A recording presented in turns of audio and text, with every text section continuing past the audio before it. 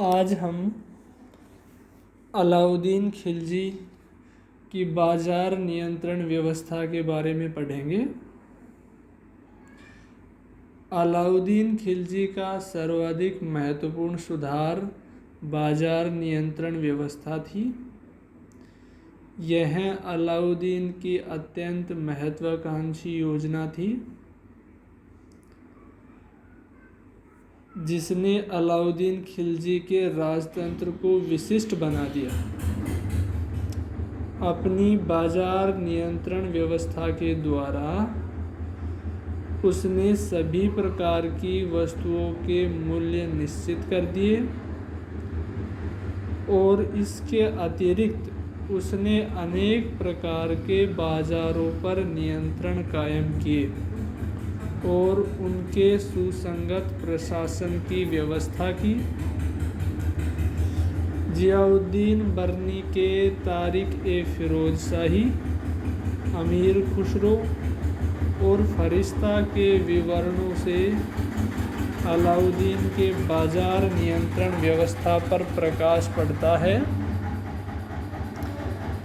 अलाउद्दीन खिलजी की बाजार नियंत्रण व्यवस्था के उद्देश्यों के बारे में विवाद है।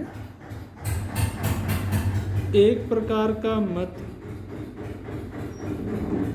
है, विशेषकर बर्नी के अनुसार, कि मंगोल आक्रमण से सुरक्षा करने तथा विशाल सेना के निर्माण के लिए सैनिकों की आवश्यकताओं को ध्यान में रखकर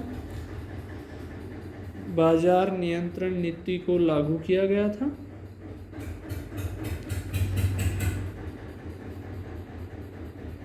बर्नी को उद्धृत करते हुए के लाल कहता है कि संपूर्ण राजकीय खजाना 5-6 वर्षों में ही खाली हो गया होता अगर इतनी बड़ी सेना अच्छी वेतनिक सुविधाओं के आधार पर संगठित की गई होती। वस्तुतः अलाउद्दीन के सैनिक प्रचलित वेतनिक सुविधाओं पर अच्छा जीवन स्तर नहीं प्राप्त कर सकते थे। अतः अलाउद्दीन खिलजी ने मूल्य नियंत्रण व्यवस्था के द्वारा ही इस समस्या का हल करना चाहा, ताकि जो प्रचलित वेतन सुविधाओं में ही सैनिक अच्छा जीवन स्तर प्राप्त कर सके। जबकि अपने दूसरे ग्रंथ फतवा-ए-जहादारी में बर्नी इसे जनता की आवश्यकता से प्रेरित मानता है।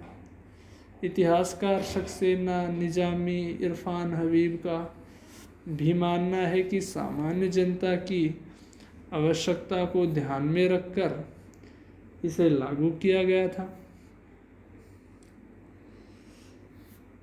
अलाउद्दीन ने जन कल्याण की भावना से प्रेरित होकर इस व्यवस्था को लागू किया गया था। यह अवधारणा शेख नसरुद्दीन ने अपनी महत्वपूर्ण पुस्तक खैरात-ए-मजलिस में भी ऐसा ही कहा है। किंतु यह विचार तर्क संगत प्रतीत नहीं होता, क्योंकि अलाउद्दीन की राजनीति का लक्ष्य कुछ लोगों की आर्थिक दशा को और भी गिराना था, ताकि विद्रोह शब्द किसी के होठ पर न रहे।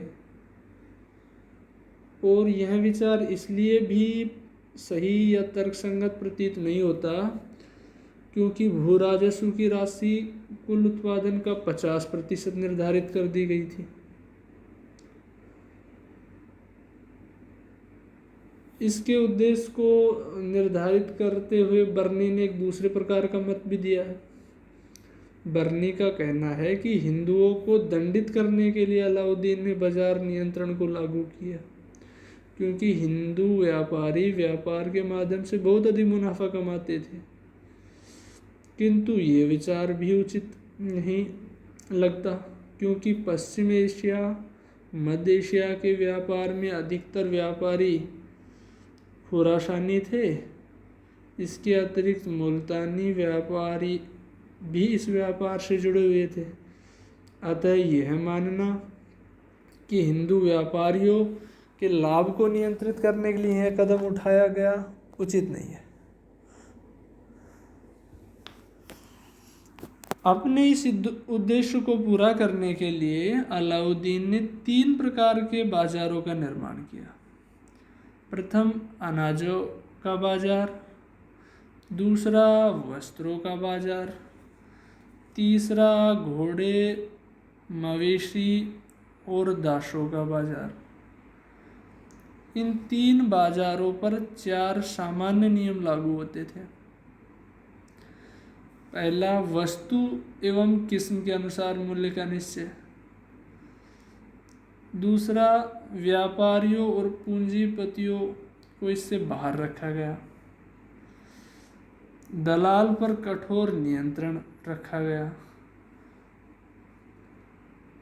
और चौथा, सुल्तान द्वारा बार बार इसकी जांच पड़ताल की गई।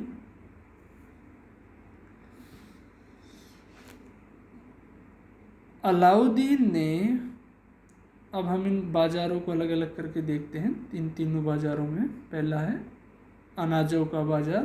तो अलाउद्दीन ने अनाजों के मूल्य को नियंत्रित करने के लिए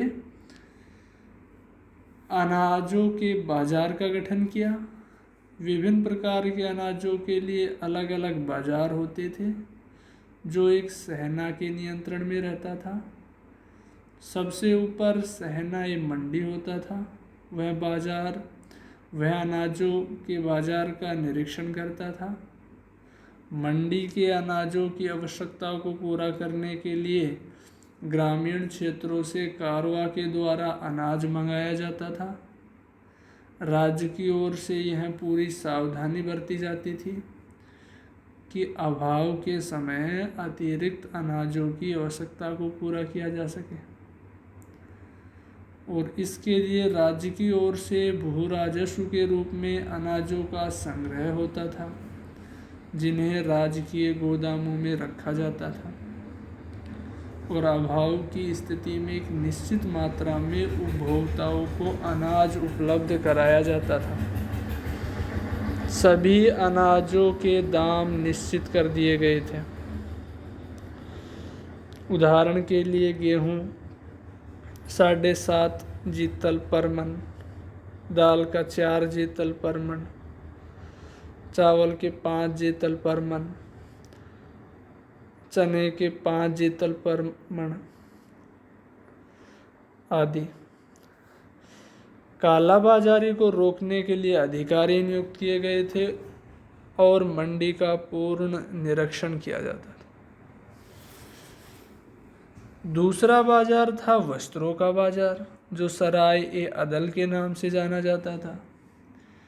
इस बाजार में उत्तम और मध्यम सभी प्रकार के वस्त्र उपलब्ध कराए जाते थे। उच्च वर्गीय कुलीनों को कम मूल्य पर उत्तम वस्त्र उपलब्ध कराना राज्य का उत्तरदायित्व होता था। वस्त्र व्यापारी किसी प्रकार का घाटा उठाने के लिए तैयार नहीं थे। मुल्तानी व्यापारी उत्तम प्रकार के वस्त्रों का व्यापार करते थे। अतः इस समस्या के निराकरण के लिए अलाउद्दीन ने एक दूसरे प्रकार का सूत्र अपनाया। उसने महंगे वस्त्रों को राज्य सहायता प्रदान की, अर्थात राज्य के खजाने से व्यापारियों को अतिरिक्त राशि दी जाती थी, ताकि एक निश्चित मूल्य पर उन वस्त्रों को बेचने में व्यापारियों को किसी प्रकार का घाटा नहीं उठाना पड़े। लेकिन इस बात का भी ख्याल रखा जाता था कि कोई भी व्यक्ति आवश्यकता से अधिक उन वस्तुओं की खरीदारी न करे। वास्तव में वस्त्र व्यापार एक प्रकार का राजकीय व्यापार था, जिसमें व्यापारी केवल एजेंट के रूप में कार्य करते थे। तीसरा बाजार घोड़े, मवेशियों और दासों का बाजार था। वस्तुतः मवेशियों की बिक्री में दलालों के द्वारा दाम बढ़ा दिए जाते थे। अब इस बाजार में दलालों को नियंत्रित कर दिया गया। पशुओं एवं दासों के मूल्य निश्चित कर दिए।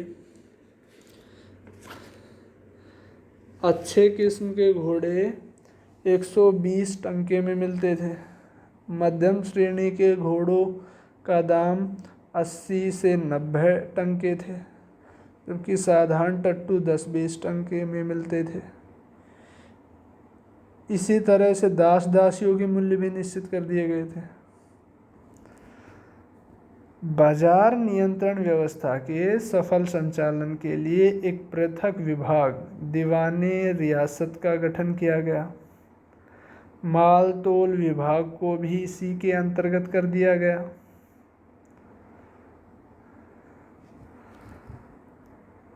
अलाउद्दीन ने क्या किया कि बाजार नियंत्रण व्यवस्था से संबंधित सूचना 3 प्रकार के स्रोतों से प्राप्त करता था। हमने पहले बताया ना कि सुल्तान द्वारा बार बार जांच पड़ताल की जाती थी। तो प्रथम तो सरकारी अधिकारियों से सूचना मिलती थी, दूसरे राजकीय गुप्तचर बरीद, उनसे सूचना प्राप्त होती थी, और तीसरे व्यक्तिगत गुप्तचर मुनियों, उनके द्वारा बाजार नियंत्रण व्यवस्था संबंधी सूचना प्राप्त होती थी। अब कई बार ये प्रश्न उठता है कि जो ये बाजार नियंत्रण व्यवस्था है, ये दिल्ली व आसपास के क्षेत्रों में लागू थी या संपूर्ण साम्राज्य में? तो बर्नी ये बताने की कोशिश की है कि यह केवल दिल्ली और आसपास के क्षेत्रों में ही लागू थी, लेकिन दूसरी जगह उसने ये भी कहा है कि संपूर्ण साम्राज्य में लागू थी। तो वस्तुतः इस तथ्य की परीक्षा जो है वो कुछ तथ्यों के प्रकाश में की जानी चाहिए। जैसे कि बहुमान्य तथ्य है कि बाजार नियंत्रण व्यवस्था सैनिकों की आवश्यकता को ध्यान में रखकर लागू की गई थी, और अगर हम इसे सत्य माने तो चूंकि सैनिकों का प्रसार संपूर्ण साम्राज्य में होता था, और इस दृष्टि से बाजार नियंत्रण व्यवस्था दिल्ली के अतिरिक्त प्रांतीय नगरों में भी लागू होनी चाहिए, या फिर ऐसा भी संभव है कि यह दिल्ली और आसपास के क्षेत्रों में ही लागू थी और यहाँ से वस्तुओं की खरीदारी करके साम्राज्य के अन्य क्षेत्रों में भेजा जाता हो जहाँ सैनिक निवास करते थे, और यह खरीदारी सैनिक विभागों के द्वारा की जाती होगी। बाजार नियंत्रण व्यवस्था का उद्देश्य सैनिकों को लाभ पहुंचाना था, किंतु सामान्य जनता भी इन लाभों से अछूती नहीं रही। अर्थात अलाउद्दीन खिलजी के बाजार नियंत्रण व्यवस्था से सामान्य जनता को निश्चय ही लाभ हुआ होगा, किंतु इसका एक नकारात्मक पक्ष भी था कि इसने न तो वाणिज्य व्यापार और न ही कृषि को प्रोत्साहन दिया, क्योंकि इसमें सबसे विवेकशील तथ्य मुनाफा लाभ को ही नियंत्रित किया जा रहा था।